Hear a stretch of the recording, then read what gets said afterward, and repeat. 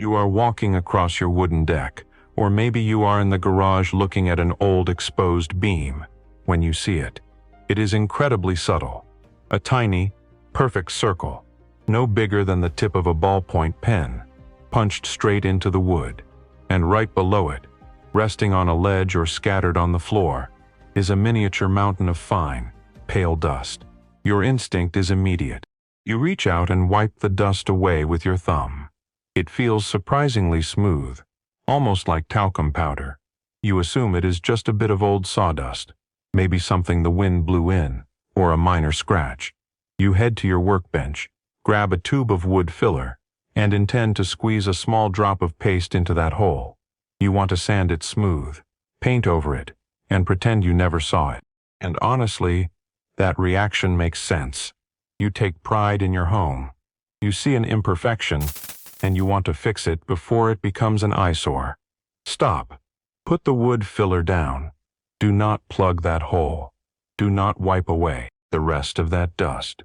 Because what you are looking at is not just a scratch, a dent, or a nail hole left by the previous owner. That dust was not blown there by the wind. It was deliberately manufactured. But the strangest part is not the hole itself. It is what had to happen in the dark for that hole to suddenly appear. Wood is a master of deception. We look at a heavy oak beam, a thick pine post, or an antique hardwood cabinet, and we see impenetrable strength. We assume that if something is structurally compromised, it will look broken. We expect cracks, splintering, or obvious decay. But nature does not view your wooden beams as architecture. Nature views them as a densely packed pantry, waiting to be unlocked. And this is where the story becomes deeply uncomfortable.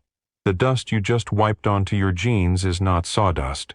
It is called frass, and it is the digested, expelled exhaust of a living factory currently operating inside your walls.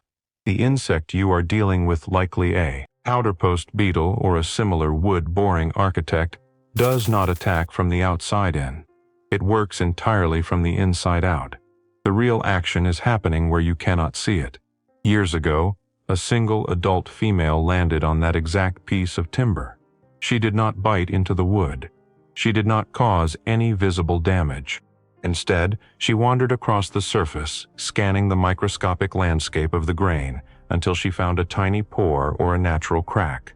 She quietly deposited her eggs inside the wood and flew away. For months, or sometimes even up to 5 years, you walked past that beam. You leaned against that wall. You trusted that structure. And the entire time, just millimeters beneath the paint, a sprawling subterranean city was being carved out. When the blind, pale larvae hatch, they begin to eat. But they do not eat randomly. They navigate the pitch-black interior of the wood, chewing through the starch and cellulose, leaving a labyrinth of tightly packed tunnels behind them. Here is the part that changes everything about that tiny hole. These larvae possess an absolute, terrifying genius for survival. As they chew their way through the core of the timber, completely hollowing out the inside, they deliberately leave the outermost layer of the wood intact. They will eat right up to the surface, stopping just a paper-thin fraction of a millimeter away from the open air. They do this on purpose. That thin, fragile outer shell is their armor. It keeps their nursery entirely hidden from predators, insulates them from temperature drops, and regulates the humidity they need to survive. You could be leaning against a piece of wood right now that is 80% hollow, a fragile honeycomb of digested timber, and the surface would look absolutely flawless to the naked eye. The wood lies to you until the very last second. That is where the story changes. After years of living in the dark, chewing in total silence, the larva finally transforms into an adult, and for the first time in its life, it needs to leave. It needs to find a mate. It presses its mandibles against that paper-thin protective ceiling it left behind, and it bites through. It pushes its way out into your garage or your living room, kicking out the tightly packed frass from the tunnel behind it. The hole you wanted to cover up is not the damage. It is the doorway to the damage. It is not an entrance wound. It is an exit wound. Plugging that hole with wood filler accomplishes absolutely nothing, because the creature that made it has already left. Filling the hole is like closing the vault door after the bank has already been robbed. And here is why that matters for your home. Seeing one hole is rarely the end of the story. It is usually the alarm bell. It means that a generation of larvae has matured. But what about the ones still inside? What about the eggs the newly emerged adult is preparing to lay right back into the very same wood? Before you clean up the dust, you need to use it. That pile of frass is a diagnostic tool. If you want to know what is truly happening inside your home, you have to run a silent test.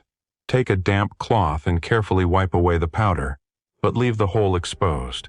Place a piece of dark paper or sticky tape directly underneath the area. Then, you wait. Let that settle for a moment before you make your next move. If you come back a few days later and the paper is clean, you might be looking at an old ghost town.